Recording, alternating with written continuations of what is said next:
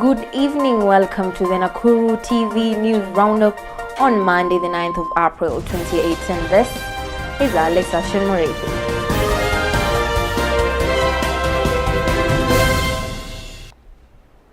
The National Assembly Committee on Agriculture and Livestock, which was on a fact-finding tour, was shocked to find the National Cereals and Produce Board depot in Nakuru fully packed with fertilizer despite numerous complaints of a shortage of the commodity. The committee also visited the Kenya Plant Health Inspectorate Service in Lanet. The committee, led by Mr. Adan Haji, found the fertilizer at Nakuru depot, which, according to the officials, was rejected by the farmers. In the past 1 month, there has been complaints over shortage of the government-subsidized fertilizer, prompting the committee to visit the region to investigate the shortage. These people come in the morning asking, what are we supposed to do? And if they are confused by them, what they should do, I think we can be able to change. I think that should be one recommendation so that we can be able to change that fast. I know many agriculture officers, they're in the ground. But up now I will tell you, hatujashikanisha mzuri kufanya kazi mzuri kabisa na agriculture, because you see them planting madisi, they don't know kuna mtu ameandikwa ya kazi gani, ya kazi ya kumfunza. So I think we need to revive that. There was a day to people at night, so I had to call them. Yeah, in the SNCC. The NCC. What happened at night? So I called the manager or the premise, and I told him I want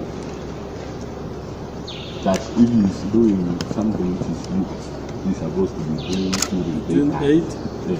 Yes. When everybody so honorable members, all these things you see around here, this means 2600. That's from the court system. Are there regulations which says if you have given you start your succeed margin, these are the regulations you are required to operate within these guidelines? Yes. And if in the process you don't follow our guidelines, you stop the licensing, you withdraw the licensing or something like that? There's also withdrawal licenses, there's also the prosecution.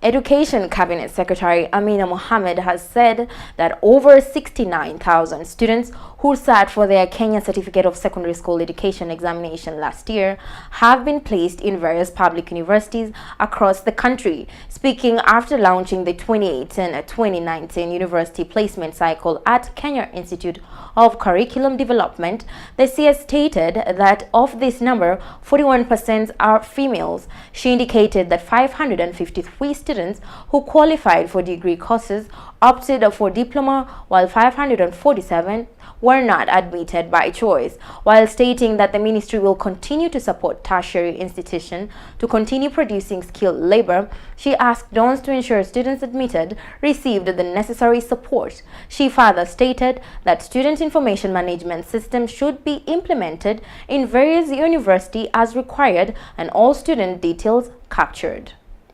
Turning to the 2018-2019 selection of the total 606,394 candidates who sat the 2017 KCSE, 69,000 of them, in fact 69,151 of them, scored a mean grade of C+, the minimum required to join university.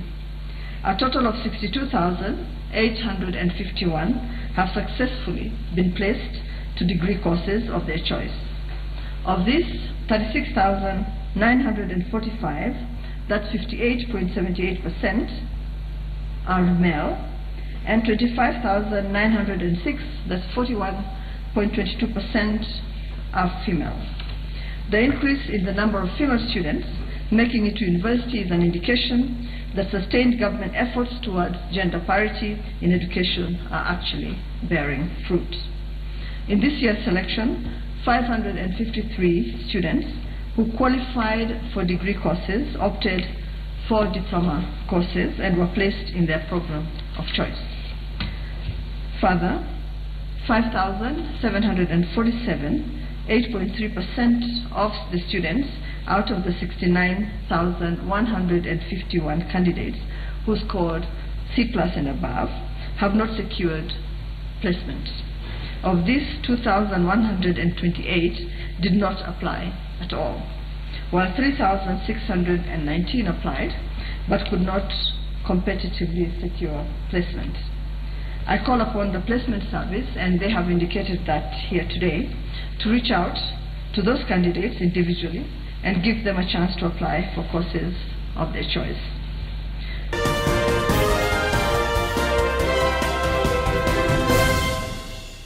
Still on matters education, the lecturers' strike has entered its 40th day after the Dons vowed to continue with their strike. The strike has told learning and research for over 600,000 students in the 31 public universities.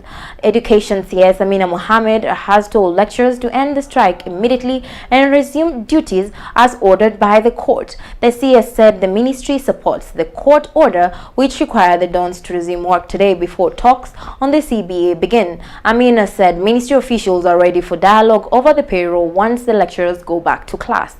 She spoke during the release of university and colleges section results. The Employment and Labor Relations Court ordered both teaching and non-teaching staff from the universities to resume work. Justice Onesmus Macau had on a Friday directed the union officials to call off the strike forthwith.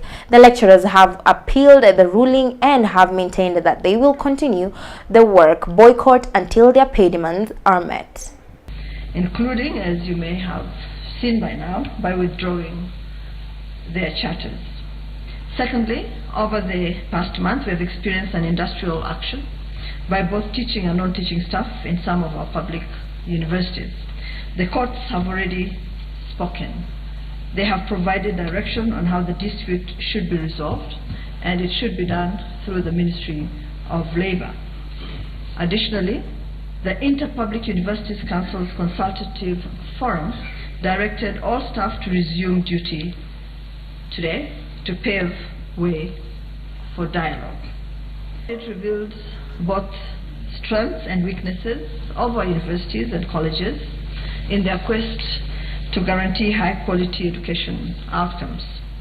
I commend today all those institutions that have already put in place measures to address the gaps that were highlighted in the audit report. I urge all universities to fully embrace the spirit of reforms and to continually review programs in order for us to achieve high standards of teaching and of learning. The ministry will offer all support that is necessary, but will also not hesitate to take on institutions that fail to implement necessary reforms. The ministry welcomes the decision of the court and further supports the directive of the Inter-Public Universities Council Consultative Forum.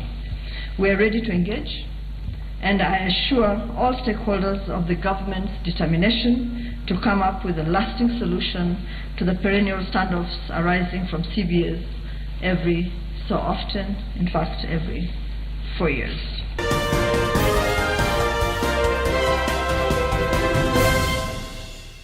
Four suspected thugs were yesterday evening shot dead in a botched robbery in Kibera slums, Nairobi.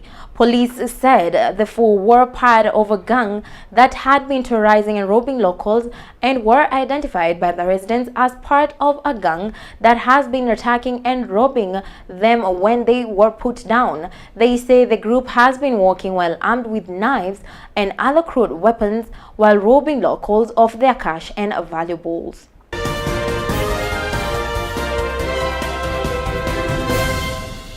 Nigerian President Muhammadu Buhari declared he would seek re-election next year in a move that put an end to months of speculation.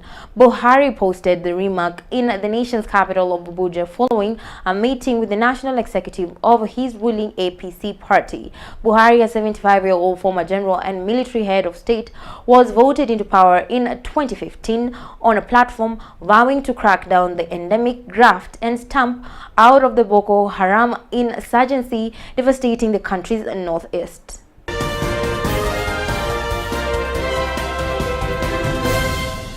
The UK Prime Minister Theresa May has congratulated opposition leader Raila Odinga and President Uhuru Kenyatta following their 9th of March Unity Pact. The congratulatory message was delivered by UK High Commissioner Nick Haley, who met with Raila at Capitol Hill, Nairobi. He said that the handshake with Uhuru was a great show of leadership and that it was noticed by the Prime Minister and the government in London. Raila's spokesman Dennis Onyango said the former PM was happy to receive Haley, who delivered Downing Street's congratulations to him and Uhuru on the handshake. He said the envoy lauded the great show of leadership and urged Kenyans to support the two leaders instead of fighting them.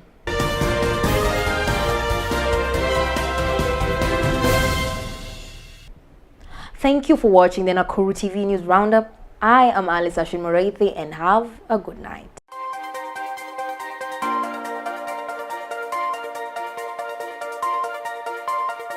Audio Jungle.